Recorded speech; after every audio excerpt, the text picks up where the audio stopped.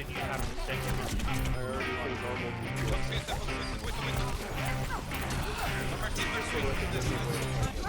Oh my god.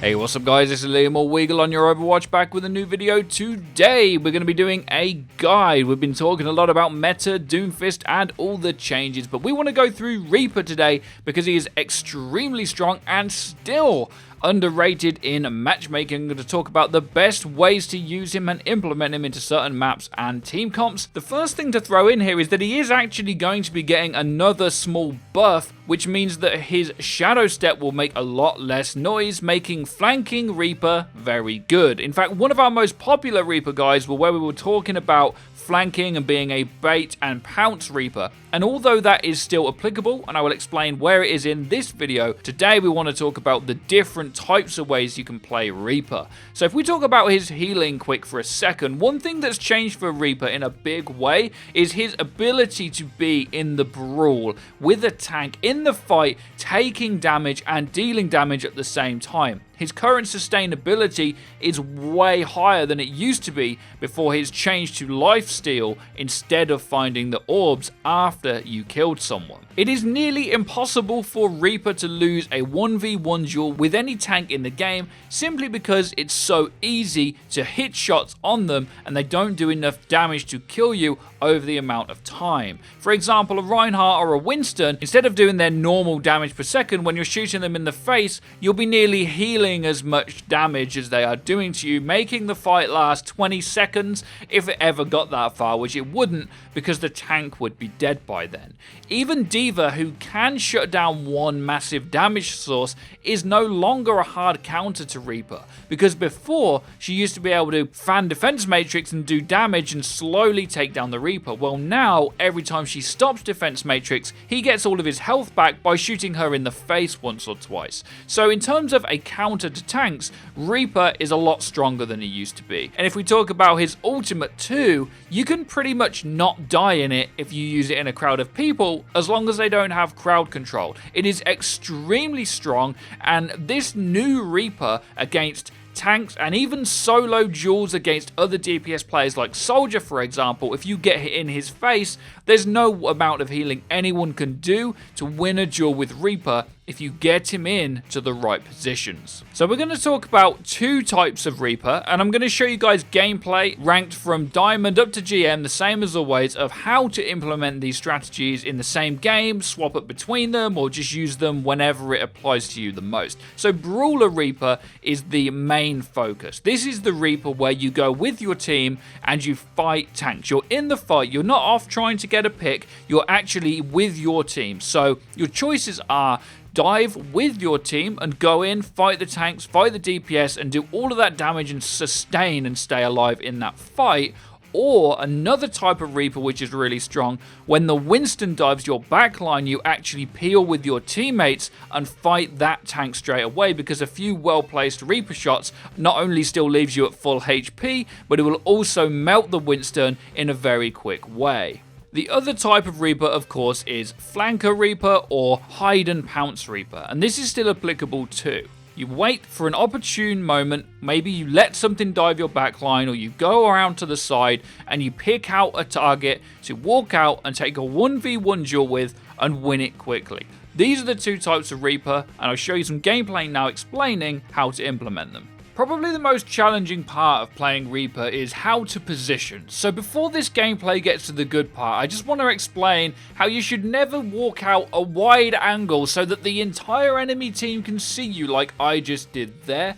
Don't be that guy. Very easy to do, and a simple mistake you can make as Reaper that can cost you a lot of team fights. But here we're going to talk about Reaper in his terrifying brawling mode, where he can get in the face of a tank, and you can see even with a nanoed Winston, I have absolutely no fear in getting stuck in with this team fight and simply brawling and taking advantage of solo queue matchmaking, which is what Reaper is specifically good at, is demolishing unorganized play. If we watch that back, there's some range damage coming in from the Farah, and I can be in the duel with or without my tanks in a matchmaking context, and simply do damage by being in the face of the enemy. This Brawler Reaper is incredibly fun to play and very strong in solo queue. And being off in a flank in this situation would be a big mistake. And knowing the difference of your positioning is where the strength lies in being a really good Reaper player.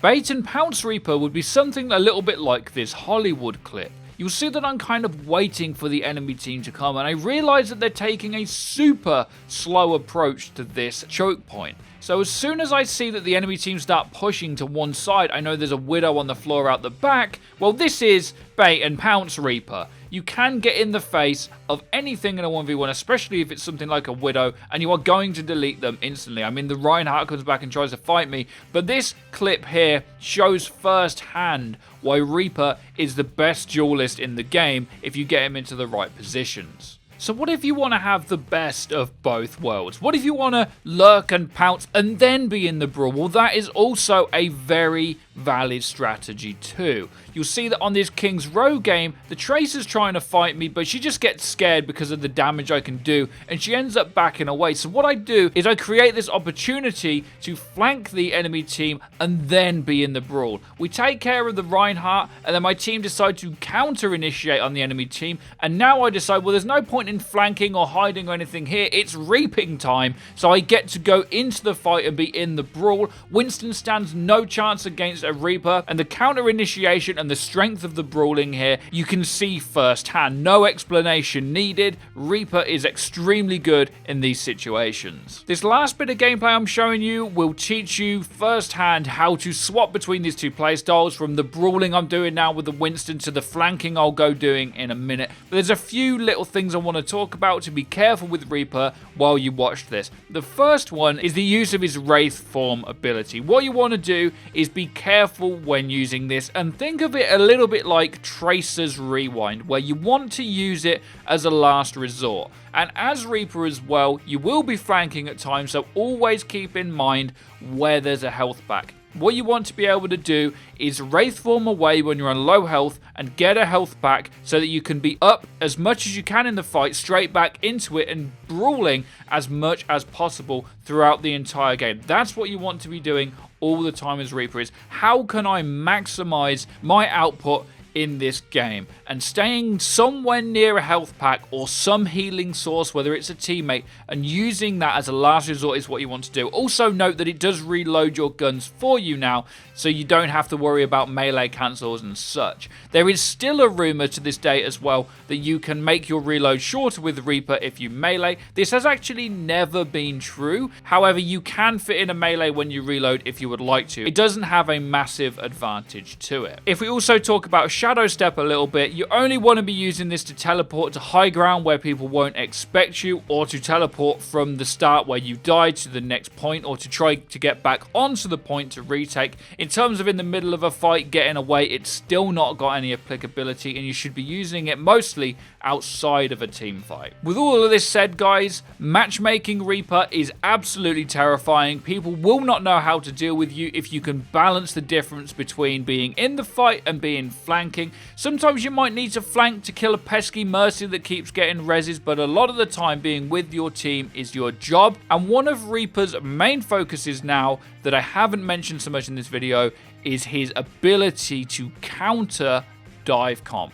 Not only is he amazing against Winston, in fact he eats him alive, he's pretty good against D.Va, and against you or a Tracer is always only a one shot away. Learn to bait out them blinks, learn to bait out the deflex, and Reaper is the ultimate duelist that you're going to want in solo queue matchmaking. He is so good. As you've seen throughout this gameplay, I use him on both the accounts I play on to a very successful win percentage, I must say, because people are not organized enough to deal with the raw damage coming at them all the time, and now the sustain that you have makes him one of the best carry heroes right now in solo queue. Use him to counter dive, guys. Be careful when they have a Pharah, of course, you cannot really kill Pharah as Reaper. Use him to counter dive comp, use him to defend your teammates. He is no longer that beta other than in them niche situations I've explained in the video. Let me know what you guys think in the comments section down below. Did this help you guys out? Be sure to check out our Twitter and our Discord where you guys can find the Reaper main of your dreams. Be sure to hit that bell icon so you guys get notified when our videos go live. Be sure to drop a like and subscribe if you enjoyed, and have a great day as always.